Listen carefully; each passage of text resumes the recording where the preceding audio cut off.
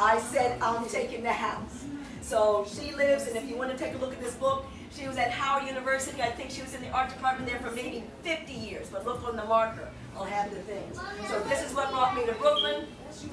And because I made my money actually in the fashion industry, not in the art. I didn't start doing my own art until later. And I just wanted to show you all this book, Black Girls Rock. It started, and this is why I want to inspire us, with one black girl in Brooklyn, New York, wearing a t-shirt that said Black Girls Rock because she wrote the color line in rock and roll and could play rock music. She bumped into my baby sister. We both lived in Brooklyn, and they became friends, and out of that came a nonprofit called Black Girls Rock. So my baby sister sits on this nonprofit, and I know what we do can make a difference. So from a t-shirt and an idea came a huge nonprofit. And this is the first book that they've actually published, and in this book is basically my life. I have in here my baby sister, I have my boss, how I made all my money in the fashion industry, Beth Ann Hardison. If you all don't know Beth Ann Hardison, that was my mentor. Susan Taylor is my baby sister's mentor. If you like my fashion and stuff I wear, it's all my baby sister. I'm not fashion, I was just the face, and I made a lot of money in the face. And I knew to buy real estate, and I had all of this stuff, and I ran an incredible successful business in the fashion industry. But then when I came disabled, and I came back to DC, I came here poor, sick, and young elder. And I am going through hell because I'm spoiled. I'm used to privilege because I've had lots of money. I've been around most big people, most rock stars. A lot of the people in here are my personal friends. So I'm in shock. And I can't handle what's going on in DC because I'm too spoiled. I'm used to privilege, and I didn't know that people lie to you and betray you and push you out. And when they just think you're old or sick or low income, I didn't know that I lived this way. This is the first time I've ever lived poor as an adult, and I'm doing it in DC, and I'm scared. And I need you all's help because I'm very resourceful. So I'm trying to get my artwork back, even with my little disability. So this is some of the stuff I'm starting, is doing projects like this, and it's actually art. Shayla knows I'm even trying to put little words to it because I used to spit a little bit with my art performance. Later in life, I became an artist after working in the fashion industry. I worked in New York. I did performances with some of the top folks. Matter of fact, my boss started the Black Girl Coalition for Fashion. And one of the people that I worked with, if you all know, Michelle and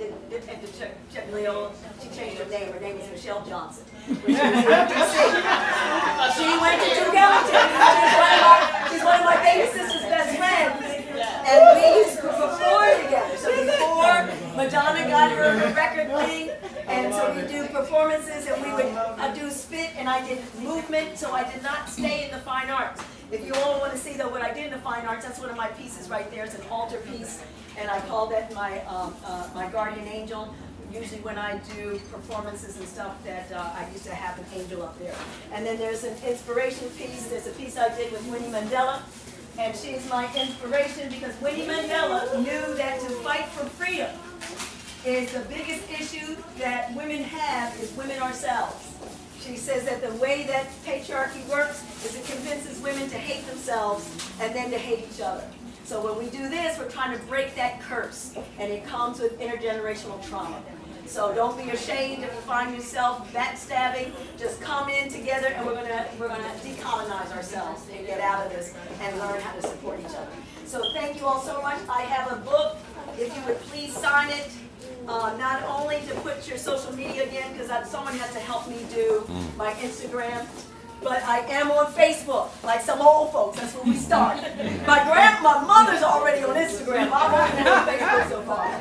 So if you look up something called Transparent DC, that's 2 words, because we're doing this will be my first artwork here in DC since I was a kid, and I'm going to make this social justice an art movement, and I'm going to be posting up on something called Transparent DC.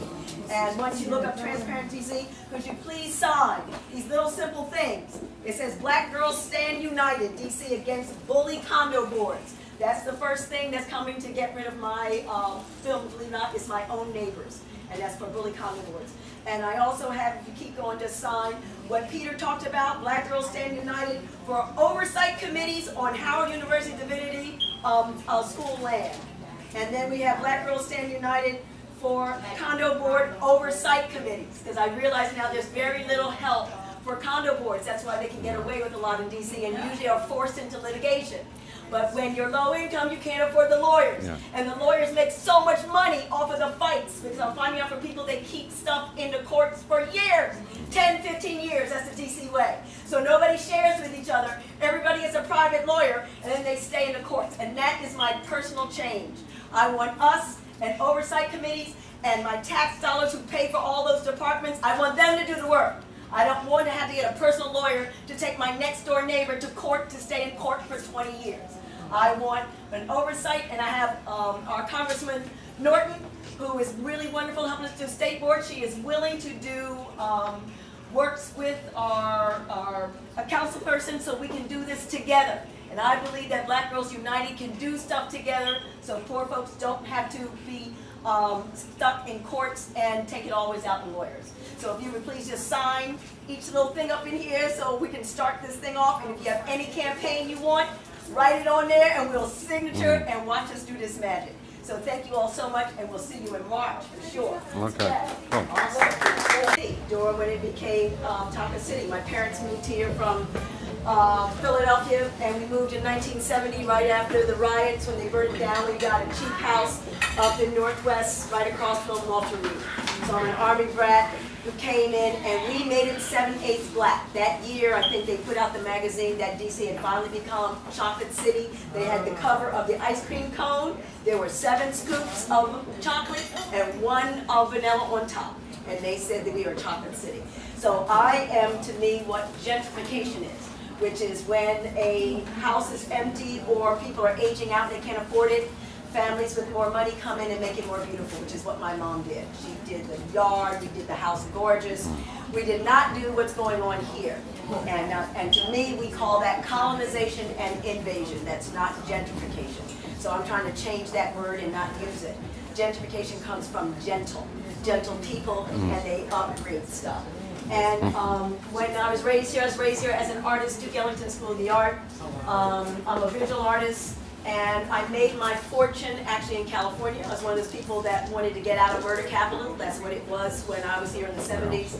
So I swore never to come back to DC in 1979 because my brother died in 79 right down in Southwest, an accident. He was 17. My mother wrote a book about it. It took her forever to write it. I have it in here. I have books. And originally Shayla was going to do